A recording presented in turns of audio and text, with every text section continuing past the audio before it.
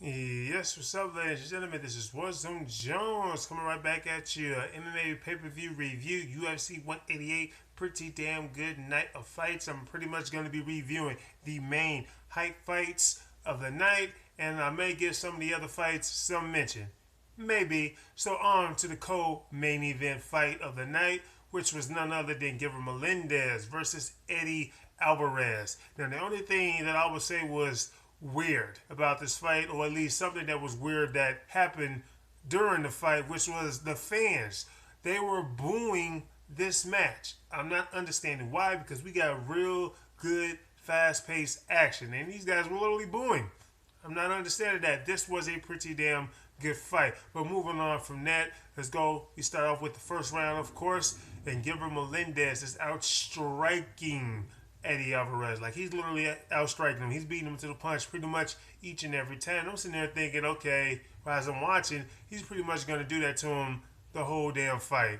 But that did not happen. He landed also a pretty damn good elbow on Eddie Alvarez. He swelled up Eddie Alvarez's eye. And after the round was over, after that first round was over, something happened to Eddie Alvarez. It was really weird. His swollen eye literally gets bigger. And you know how? Because apparently he blew his nose or blew air out of his mouth, and when he did that, it caused his swollen eye to literally swell up even worse. And I'm not understanding it. This is what Joe Rogan said. He said something like, "Well, if you like blow your nose or blow air out of your mouth, no, either one, it'll cause your swollen eye to get bigger." And they showed the replay of him like blowing his nose or blowing air out of his mouth, and his eye literally got bigger. But moving on from that, on to the second round. Eddie Alvarez is taking Gilbert Melendez down. He's decided to grapple with him because he's basically getting out striked here. He pressed him up against the cage, held him up against the cage, and gave a real good spinning elbow while he had him up against that cage. Kind of similar to how John Jones did back in one of his older fights. So that was a real good, nice elbow there. That second round was probably the closest round out of all three rounds. It was probably the closest round. It could have went to either guy. Next, on to the third round. It was kind of similar to the second round, except for probably Eddie Alvarez got him down to the ground more. And also, he landed another elbow. So he landed two real good sharp elbows during the fight. And at the end of the round, at the end of the fight, they gave it to Eddie Alvarez, a much needed victory for him, because if he probably would have lost, he probably would have went down almost as a guy who was quite possibly overrated. From another fighter coming from another organization who had a whole lot of hype but didn't live up to it. So I'm glad he won this fight, so he didn't look like that basically. So on to the next fight. The fight between Cain Velasquez and Mauricio Verdun was an amazing fight. The main event really delivered. Hell, if you're going to order the pay-per-view for one fight, you might as well just order it for the heavyweight championship fight between Verdun and Cain Velasquez. Now, guess what? I literally became a fan overnight for Verdun. Like, he impressed me that much. This guy took so many shots, and he also gave shots as well. And even though I've always seen him before in the past, I just wasn't really too high on this guy. So tonight, I literally became a fan of his overnight. Cain Velasquez hadn't fought in 2 years, but you couldn't tell that really in the first round because he was looking like Cain Velasquez. He was landing these punches, he was landing his hooks, he was landing uppercuts, he was knocking Verdun down to the ground. And, he didn't want to really grapple with him down to the ground because, he is a wrestler.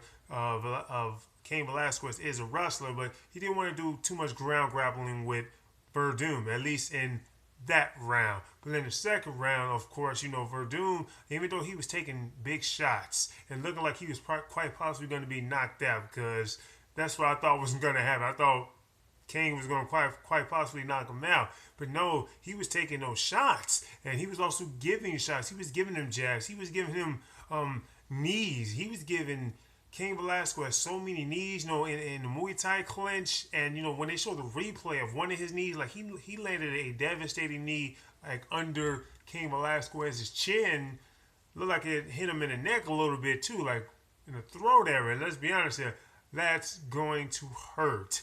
And it also looked like Cain was slowing down a little bit. It looked like he was a little bit tired. But I also, even though he was a little bit tired, like I'm still thinking, okay, well he's just gonna go through him still pretty strong. But no, that wasn't happening. No, Cain was getting weaker and weaker, and that's probably because, like I said, he ain't fought in 2 years. But in the third round, and this is where the fight ends. In the third round, Cain Velasquez takes him down almost immediately. But when he takes him down, he gets caught in a submission hold by Mauricio Verdun. He's able to get him in a guillotine choke, and when he got him in that guillotine choke,